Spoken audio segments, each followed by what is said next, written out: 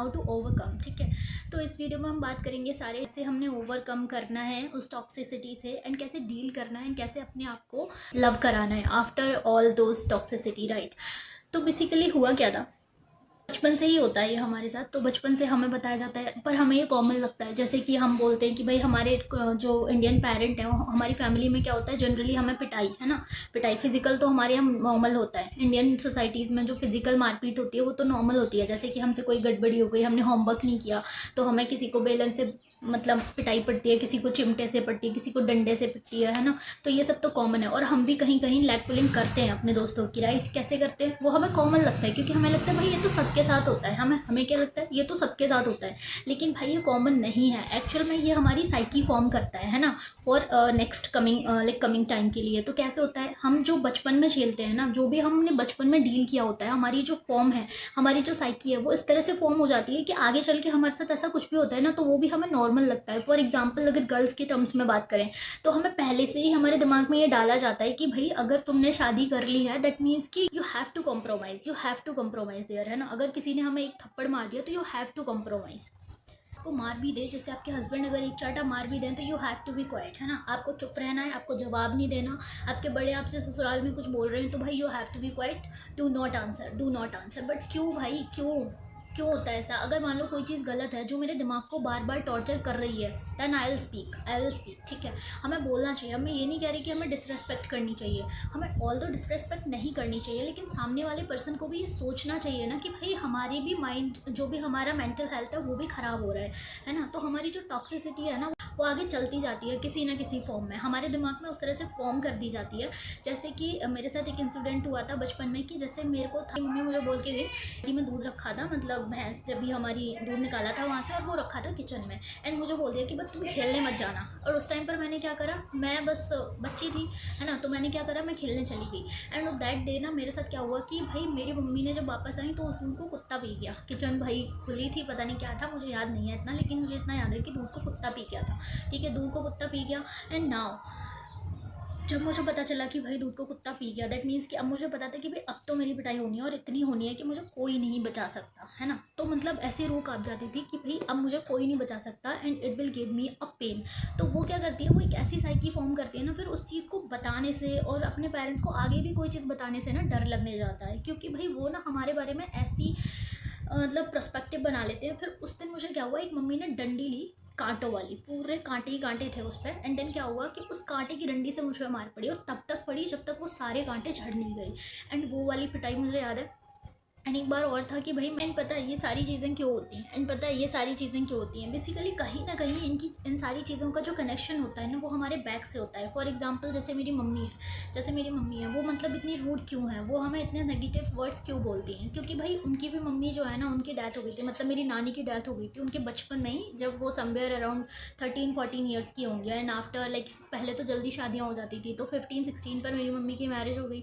उसके बाद जो मेरी अम्मा है, जो मेरी दादी हैं, उनका भी मतलब बहुत ज़्यादा मेरी मम्मी के टुवर्ड्स नेगेटिविटी और काइंड ऑफ स्टफ्स रहते हैं, पहले के टाइम पे रहते थे। लेकिन मतलब इन चीज़ों का रिजल्ट क्या निकला कि जो हमारी बहुत ही ज़्यादा अनकन्वेंशनल सी अपब्रिंगिंग होती है हमारी, कि हमें हर चीज़ के लिए नेगेटिव किया जाता है ना, क्योंकि उन्हें प्यार नहीं मिला ना, अब वो हमें भी प्यार नहीं देना चाहते, है ना। तो इंस्टेड ऑफ लाइक हगिंग अस किसी पर्टिकुलर सिचुएशंस पर, वो हमें क्या करते हैं, वो हमें रिएक्ट करने लग जाते हैं। तो that's the time where like negativity like spread, है ना। तो उस टाइम पर हमारी जो साइकोलॉजी है ना, वो इस तरह से फॉर्म हो जाती है कि हम अब कभी भी हमारे साथ ऐसा इंसिडेंट होगा तो भाई ऐसा ही होना है। एक बारी मेरे साथ तब तो मैं छोटी थी जब ये वाली बात बताई थी मैंने, अभी डंडे से जो मार पड़ी थी कांटों वाली। एंड एक बार मेरे साथ कोरोना में भी हुआ, और मैं अभी भी झेलती हूँ ये सारी चीज़ें, इतनी बड़ी हो गई हूँ, ऑल्दो कि I am independent right now, but still I am dealing with this, है ना। तो मतलब कैसे करना है, तो उस टाइम पर क्या हुआ कोरोना में कि मतलब मेरे को मना किया गया था किसी पर्सन से बात करने के लिए, एंड दैट टाइम कि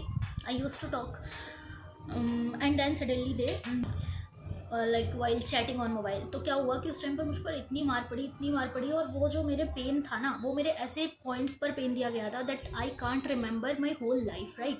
तो मतलब कि ऐसे पॉइंट्स होते हैं ना जहाँ पर पेरेंट्स को हमें समझाना चाहिए बैठ के कि भाई अगर कोई बात है जो हमारे लिए अच्छी, उस टाइम पर उनको क्या करना चाहिए था, मुझे उसके सारे प्रोज एंड कॉन समझाने चाहिए थे। शायद मैं समझ जाती, और समझते भी, आज भी समझते हैं। लेकिन द थिंग इज़ कि वो डायरेक्टली एक्ट करना शुरू करते हैं, है ना। हमारी इंडियन फैमिलीज़ में क्या होता है, एक्ट करना शुरू करते हैं, और हम डर की वजह से ना बहुत सारी चीज़ें उनसे डिस्कस नहीं कर पाते। दैट्स वाई फिर मैंने डिसाइड किया कि मैं घर नहीं आऊँगी। एंड उसके बाद मैं मतलब हॉस्टल में ही पढ़ती थी। वैसे तो मैं जनरली हॉस्टल में पढ़ती थी, लेकिन जब भी छुट्टियों में आती थी तो मुझे ये सब फेस करना पड़ता था। तो फिर मैंने डिसाइड किया कि भाई मैं ना अपने आप को इतना शांत बनाऊंगी, क्योंकि क्या होता है ना, अगर मान लो कोई एंगर मेरे ऊपर कर रहा है तो मेरा वो गुस्सा कहीं तो निकलेगा ना, अगर मेरे अंदर है तो मैं वो गुस्सा सामने वाले लोगों पे उतारूंगी जिनसे मैं कांटेक्ट करती हूँ, जिनसे मैं इंटरेक्ट करती हूँ, जिनसे मैं कम्युनिकेट करती हूँ। तो दैट्स हाउ क्या होगा, जो एंगरनेस है वो बढ़ती जाएगी। लेकिन what I need to do, I need to calm my self. फिर क्या किया, मैंने अपने आप पर काम करना शुरू किया। फिर मेरी जॉब लगी after finishing my college. Then फिर मैंने शिफ्ट करा, फिर मैं अकेले रहने लगी, एंड तब से मैं अकेले ही रह रही हूँ। एंड अभी 4-5 साल बाद मैं अपने घर पे फिर से शिफ्ट हुई हूँ। तो अर्लियर तो मुझे नहीं लगता था, बीच बीच में थोड़ा मतलब मैं अकेले रहती थी। ऑल्दो कि मैं ये नहीं कह रही कि पेरेंट्स गलत होते हैं, I am supporting my parents all the time, all the time, all the time. जब तक मैं कैपेबल नहीं होती तब भी मैं करती हूँ उनको, क्योंकि I respect my parents. But the thing is कि toxicity is something different and responsibility is something different. तो मैं यूँ नहीं कह रही कि भाई आप रिस्पॉन्सिबिलिटीज़ मत लो, but you have to maintain yourself कि आप वो चीज़ें किसी सामने वाली जनरेशन पर ना डालो, राइट। तो this is what I want to tell you. तो मैंने क्या करा, फिर मैंने अपने आप को काम किया, अपने मतलब हेल्थ पर काम करना शुरू किया, अपने मेंटल हेल्थ पर काम करना शुरू किया। लेकिन वो मेंटलिटी जो है ना, वो जो कहीं ना कहीं जो मेरी साइकी फॉर्म हुई थी वो अभी भी है जिंदा। क्योंकि मुझे कभी कभी फील होता है कि जब मैं गुस्सा होती हूँ ना, तो मैं लोगों से कुछ भी बोल देती हूँ। मतलब इवन कि मैंने सोचा भी नहीं होता कि मैं ये वर्ड्स बोलूँगी, लेकिन मैं फिर भी वो वर्ड्स बोल देती हूँ because of that particular thing. क्योंकि मेरे साथ बचपन में मैंने ऐसा झेला है और अभी तक मैं झेलती आई हूँ। तो मुझे ऐसा लगता है कि इसका यही रिस्पॉन्ड है।